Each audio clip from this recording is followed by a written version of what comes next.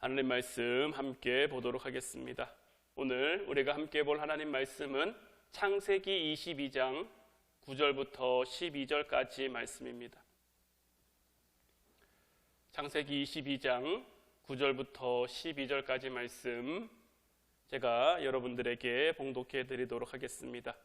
하나님이 그에게 일러주신 곳에 이른지라 이에 아브라함이 그곳에 제단을 쌓고 나무를 버려놓고 그의 아들 이삭을 결박하여 제단 나무 위에 놓고 손을 내밀어 칼을 잡고 그 아들을 잡으려 하니 여호와의 사자가 하늘에서부터 그를 불러 이르시되 아브라함아 아브라함아 하시는지라 아브라함이 이르되 내가 여기 있나이다 하매 사자가 이르시되 그 아이에게 내 손을 대지 말라 그에게 아무 일도 하지 말라 내가 내 아들 내 독자까지도 내게 아끼지 아니하였으니 내가 이제야 내가 하나님을 경외하는 줄을 아노라.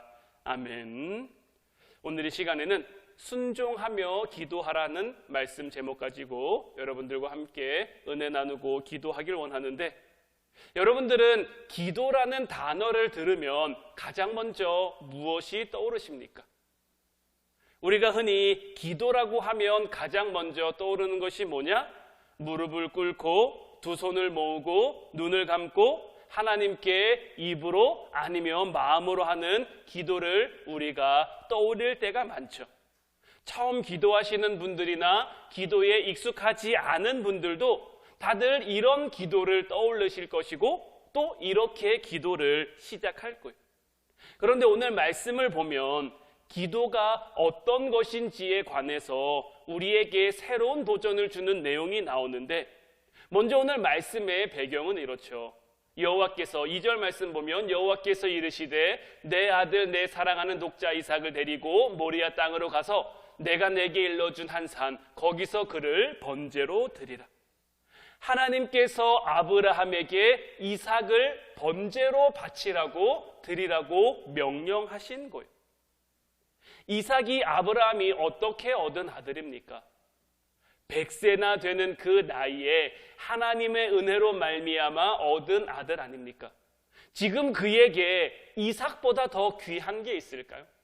이삭보다 더 귀중한 게 있을까요? 어떻게 얻은 아들인데 하나님이 그를 번제로 바치게 하시는가? 그런데 이 창세기 22장의 말씀을 쭉 우리가 읽어보면 아브라함은 단 한 번도 하나님 앞에 안 돼요, 못합니다, 하나님이 어떻게 그러실 수 있습니까? 하나님 제발요, 이렇게 기도하지 않았다라는 거예요. 물론 아브라함도 마음으로는 하나님이 이삭을 살려주셨으면, 하나님이 이삭을 그냥 두셨으면 하는 그런 마음과 그런 마음을 올리는 기도가 있었을 수도 있습니다만은, 아브라함은 하나님이 내 아들 내 사랑하는 독자 이삭을 데리고 모리아 땅으로 가서 내가 내게 일러준 한 산 거기서 그를 번제로 드리라는 하나님의 명령에 순종했단 말이죠. 아브라함이 이와 같은 하나님의 말씀에 순종할 수 있었던 이유가 어디에 있을까요? 아브라함은 이미 이삭을 주신 그 하나님의 능력을 경험했단 말이에요.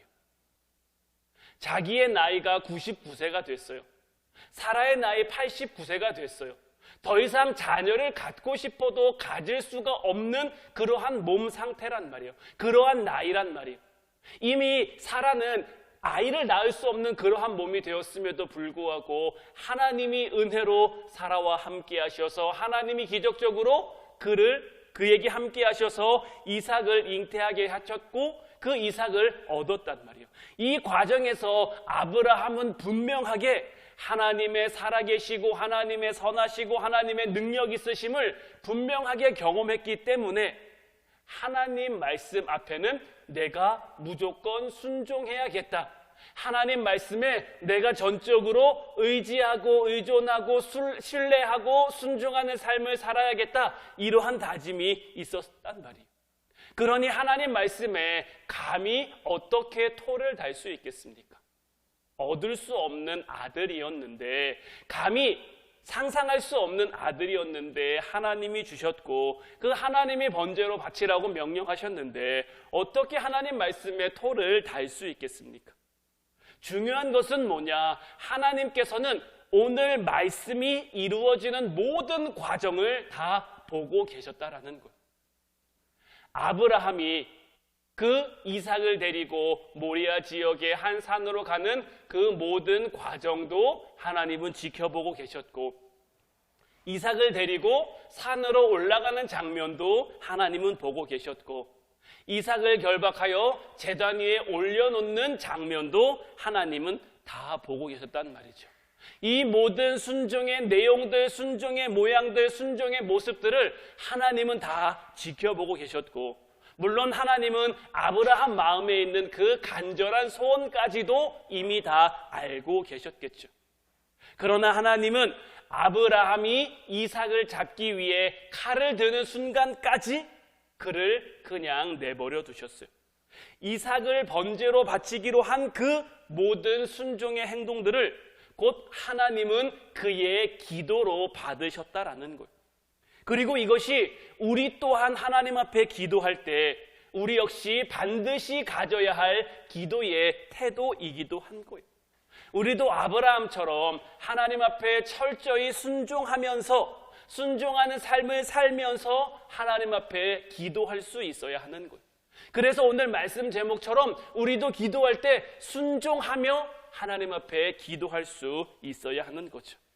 우리가 하나님 앞에 기도할 때 우리가 기도하는 것보다 더 중요하고 우선되는 것이 하나님에 대한 완전한 믿음이고 완전한 순종의 결단이기 때문인 거예요. 때때로 우리가 어떤 문제를 가지고 기도할 때, 어떤 어려움 가운데 기도할 때 우리를 향한 하나님의 뜻이 무엇인지 알게 해주세요, 우리를 향한 하나님의 뜻이 무엇인지 깨닫게 해주세요, 이렇게 기도할 때가 있죠. 하지만 우리가 그 전에 먼저 기도해야 될 것은 뭐냐? 하나님께서 우리에게 주신 그 생명의 말씀들이 땅에 떨어지는 말씀이 되지 않도록 온전히 우리가 받을 수 있는, 우리가 감당할 수 있는 말씀이 될 수 있도록, 그래서 그 말씀에 순종하는 삶을 살아갈 수 있는 그 믿음을 달라고 기도해야 하는 거예요. 그동안 우리가 하나님 앞에 기도하는 가운데, 말씀을 듣고 말씀을 보는 가운데, 예배하는 가운데, 다른 사람들을 만나고 대화하는 가운데 수없이 하나님께서 우리에게 주신 그 말씀들이 있을 거예요. 하나님은 여러 가지 방법을 통해서 우리에게 말씀하시니까 그 모든 상황들, 그 모든 그 일들을 통해서 우리에게 주신 말씀이 있을 텐데, 우리가 그동안 순종하지 못해서 그냥 허공에 흩어지거나 땅에 떨어지는 말씀들이 얼마나 많았을까요? 어떤 분이 이런 고민을 가진 적이 있어요. 어떤 고민이었냐면, 자기를 자꾸만 속상하게 하는 사람이 있고 자기에게 자꾸 미운 마음이 들게 하는 사람이 있는데, 내가 이 사람을 사랑할 수 있도록, 내가 이 사람을 사랑하는 마음을 갖게 해달라고 기도를 했다라는 거예요. 그런데 아무리 내가 기도를 해도 하나님이 그 사람을 사랑할 수 있는 그 마음을 주시지 않더라는 거죠. 그래서 하나님이 내 기도를 들으신 건지, 하나님이 내 기도에 응답을 하시는 건지, 그냥 내가 보기에는 하나님이 내 기도에 응답하지 않는 것처럼 여겨진다라고 고백하는 그런 분이 있었어요. 그런데 우리가 이 가운데 아마 저와 여러분들도 이와 같은 경험이 있을 수도 있어요. 비단 이런 일뿐만 아니라 이런 비슷한 상황을 통해서도 우리도 이와 같은 마음을 가질 때가 있을 수 있는데, 우리가 분명히 알아야 될 것은 뭐냐? 이분은 자기가 사랑하지 않는 것을, 자기가 사랑하지 못하는 것을 하나님이 응답하지 않으셨기 때문이다 라고 잘못 오해하고 있는 거라는 거예요. 하나님께서 응답하시지 않는 게 아니라, 이거는 응답해 주시냐 응답해 주시지 않느냐의 문제가 아니라 순종의 문제라는 것을 우리가 깨달을 수 있어야 하는 거예요. 너희가 서로 사랑하라는 것이 정말 하나님이 나에게 주신 말씀으로 내가 믿는다면, 내가 받았다면, 그 다음에 우리가 마땅히 해야 될 것은 무엇이겠습니까? 그 말씀에 대한 순종이 나와야죠. 하나님이 사랑하라는 그 마음을 주셔서, 하나님이 사랑하라는 그 말씀을 주셔서 우리에게 사랑을 원하셨으면, 하나님 사랑하는 마음, 사랑할 수 있는 마음을 나에게 주세요가 먼저가 아니라 그 사랑하기 위해 애쓰고 노력하는 그 순종과 결단의 모습이 우리에게 먼저 나올 수 있어야 한다라는 것. 아무리 하나님이 우리에게 천금 같은 말씀을 주셨어도, 하나님이 우리에게 아무리 정말 보물 같은 귀한 말씀을 우리에게 주셨어도 우리가 그 말씀에 순종하지 못해서 그 말씀을 통한 열매를 우리의 삶 가운데 맺지 못한다면 하나님께서 우리에게 뜻을 알려주신들, 하나님이 우리에게 뜻을 깨닫게 하신들 무슨 소용이 있겠느냐 하는 거죠. 하나님께서 우리 기도에 역사하시기 위해서 반드시 우리의 순종이 필요하다라는 것을 이제 깨닫는 여러분들이 되시기를 바라요. 그리고 그렇게 순종하는 자에게 하나님의 엄청난 은혜와 축복이 주어진다라는 것.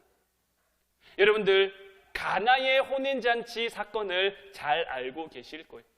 예수님이 갈릴리 가나에서 행한 첫 번째 기적, 예수님의 공생의 사역 가운데 첫 번째 기적이기도 했고, 정말 놀라운 역사가 일어난 그 사건이기도 했고, 이 사건이 어떻습니까? 예수님께서 혼인잔치에 초청받아 갔는데 그 잔치집에 포도주가 똑 떨어진 거죠. 이스라엘 당시 그 결혼 문화에서 이 포도주가 차지하는 비중은 굉장히 큽니다. 좋은 포도주를 대접하는 잔치는 정말 좋은 잔치고, 좋은 포도주를 대접하지 못하는 잔치는 조금 그에 못한 좀 덜한 잔치로 인식되는 그러한 때였단 말이에요. 그런데 덜한 포도주가 나오는 것도 아니고 아예 포도주가 똑 하고 떨어져 버린 거죠. 잔치의 흥이 한창 올랐을 그 무렵에 포도주가 떨어진다라는 것은 이제 그 잔치는 완전히 망한 잔치가 되는 것을 의미하는 거예요. 그런데 예수님께서 그 잔치 가운데 어떤 기적을 베풀어 주십니까? 물이 포도주로 바뀌는 기적을 베풀어 주셨는데, 이 물이 포도주로 바뀌는 기적이 어떻게 나타났습니까? 정결 예식에 쓰는 돌 항아리 7이 있었는데 하인들에게 그 항아리의 아구까지 물을 채우라고 명령을 하셨죠. 하인들은 예수님이 시키는 대로 돌 항아리에 물을 가득 채웠어요. 하인들은 지금 이 항아리에 담긴 것이 무엇인지 잘 알고 있어요. 왜냐하면 자기들이 지금 물을 담았잖아요. 물을 다 담았는데 예수님이 갑자기 그 물을 떠서 연회장에게 갖다 주라고 하는 거죠. 하인들의 마음에 어떤 생각이 들었을까요? 아니, 물을 떠서 연회장에게 갖다 주면 안 그래도 지금 이 연회장은 포도주 문제 때문에 정신이 하나도 없을 것이고 어떻게 해야 될지 정말 발을 동동 구르고 있을 텐데, 뭐 냉수 먹고 속차리라는 것도 아니고 이 물을 떠다 줘서 뭐 할 건가, 이런 의구심 들 수도 있고요. 아니, 예수님 물을 담았는데 이 물을 어떻게 하시려고 그럽니까? 물을 수도 있는데, 이 하인들은 예수님 말씀에 순종해서 그 물을 떠서 연회장에게 갖다 주었고, 연회장이 그 물이 변한 포도주를 맛보는 것도 보았고, 따라서 이 하인들은 저 잔치 가운데, 다른 사람들은 물론 이전보다 더 나은 포도주가 나옴으로 인해서 기뻐하고 즐거워하며 그 잔치에 참여할 수 있었겠지만, 이 하인들은 그런 즐거움에 비할 수 있는 그런 게 아니죠. 자기가 정말 예수님의 어떤 그 역사하심, 예수님의 기적에 산 증인들이 된 거잖아요. 자기들이 직접 목격하고 자기들을 통해 이러한 일이 일어나게 된 거잖아요. 이 하인들이 누린 기쁨을 어찌 말로 다 설명할 수 있겠습니까? 하나님의 아들 예수 그리스도께서 어떻게 일하셨는지 그 생생한 현장을 목격할 수 있는 특권은 누구에게만 주어졌습니까? 복음서의 말씀을 가만 잘 살펴보면 순종하는 자에게만 주어졌다라는 것을 우리가 볼 수 있는 거예요. 예수님께서 바디모의 눈을 뜨게 해주실 때도, 실로암 못에 가서 물을 씻으라고 말씀하실 때도, 여러 가지 그 상황 가운데 순종하는 그들의 모습을 통해 하나님은 역사하셨고, 순종하는 믿음을 통해 그들에게 기적을 일으켜 주셨고, 그로 말미암아 그 기적을 경험한 사람들은 뭐 걷고 뛰기도 하고 예수님을 따라다니면서 예수님을 찬양하지 않을 수가 없게 된 거죠. 저와 여러분들의 삶 가운데도 마찬가지인 줄로 믿습니다. 우리가 순종하며 기도할 때, 주님의 말씀을 따르며 기도할 때 우리가 누릴 수 있는 가장 큰 은혜와 축복은 예수 그리스도를 더욱 알아갈 수 있고 그 뜻을 우리가 더욱 깨달을 수 있고 그러므로 하나님의 보좌 앞으로, 하나님의 전 앞으로, 하나님의 집 앞으로 우리가 더 가까이 갈 수 있게 될 거라는 거죠. 또한 다른 사람들에게 말로만 들었던 예수님을, 성경에 기록된 예수님으로만 알았던 그 사건들을 우리가 순종하며 기도할 때 정말 주님의 역사하심이 우리의 삶 가운데 믿어지고 깨달아지고, 그것이 믿어지고 깨달아지니 예수님이 누군지 더욱 알게 되고 예수님을 우리의 삶 가운데 더욱 알아가게 되니 우리의 삶 가운데 문제가 생겨도, 어려움이 생겨도 주님과 함께하니 어떤 두려움이 있겠으며 주님과 함께하니 어떤 걱정과 염려가 있겠습니까? 어려움이 없어서 근심하지 않는 게 아니라, 문제가 없어서 낙심하지 않는 게 아니라 그 모든 상황 가운데서 나와 함께 하시는 그 주님을 믿으니까 그 모든 상황을 넉넉히 이길 수 있게 된 거죠. 오늘 아브라함을 통해 보여지는 사건도 마찬가지인 거예요. 오늘 본문 말씀을 우리가 다시 한번 보면 하나님이 그에게 일러주신 곳에 이른지라 이에 아브라함이 그곳에 제단을 쌓고 나무를 버려놓고 그의 아들 이삭을 결박하여 제단 나무 위에 놓고 손을 내밀어 칼을 잡고 그 아들을 잡으려 하니 여호와의 사자가 하늘에서부터 그를 불러 이르시되 아브라함아 아브라함아 하시는지라 아브라함이 이르되 내가 여기 있나이다 하매 사자가 이르시되 그 아이에게 내 손을 대지 말라 그에게 아무 일도 하지 말라 내가 내 아들 내 독자까지도 내게 아끼지 아니하였으니 내가 이제야 내가 하나님을 경외하는 줄을 아노라. 아브라함이 이삭을 잡으려고 하는 그 순간 하나님은 아브라함을 막으시며 11절 12절 말씀처럼 아브라함에게 말씀하신 거죠. 아브라함은 그의 순종을 통해 어찌 보면 가장 큰 기도의 응답을 받게 된 거예요. 그리고 나서 비로소 하나님이 인정하는 사람이 되었고 이전에 약속하셨던 그 복, 하나님이 이전에 그에게 어떤 복을 약속하셨습니까? 16절부터 18절까지 말씀을 보면 이르시되 여호와께서 이르시기를 내가 나를 가리켜 맹세하노니 내가 이같이 행하여 내 아들 내 독자도 아끼지 아니하였은즉 내가 내게 큰 복을 주고 내 씨가 크게 번성하여 하늘의 별과 같고 바닷가의 모래와 같게 하리니 내 씨가 그 대적의 성문을 차지하리라. 또 내 씨로 말미암아 천하 만민이 복을 받으리니 이는 내가 나의 말을 준행하였음이니라 하셨다 하니라. 하나님의 인정하심 어떻게 나타났습니까? 내가 나의 말을 준행하였음으로 말미암아, 하나님의 말씀을 듣고 순종하였음으로 말미암아 하나님이 그에게 약속을 주셨던 그런 모든 그 말씀들이 이루어지는, 그가 했던 모든 기도, 하나님이 그에게 말씀해 주셨으니 아브라함이 그 말씀을 붙들고 얼마나 많이 기도했겠습니까?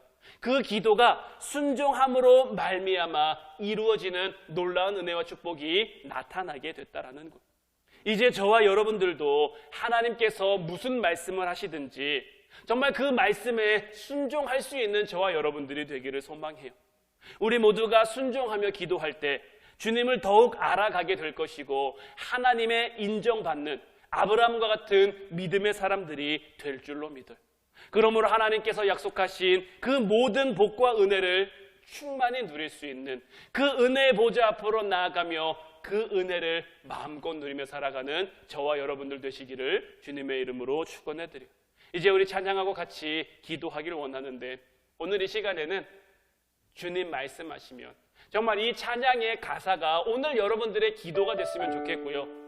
이 찬양의 가사가 여러분들의 신앙 고백이 됐으면 좋겠어요. 주님이 말씀하시면 나아가고 주님 뜻이 아니면 멈춰서고 아무리 내가 원하고 바래도 주님 뜻이 아니라면 아무리 내가 아닌 것 같고 두렵고 부담되고 그러한 자리라고 할지라도 주님이 내게 원하신다면 그 뜻을 받아 순종하며 나아가고 순종하며 기도하는 저희들 되게 해달라고 이 찬양 함께 부르고 우리가 기도할 때에 오늘 여러분들과 함께 나누고 싶은 기도의 제목들은 하나님의 뜻을 알기 전에 먼저 순종의 믿음을 우리에게 주시옵소서.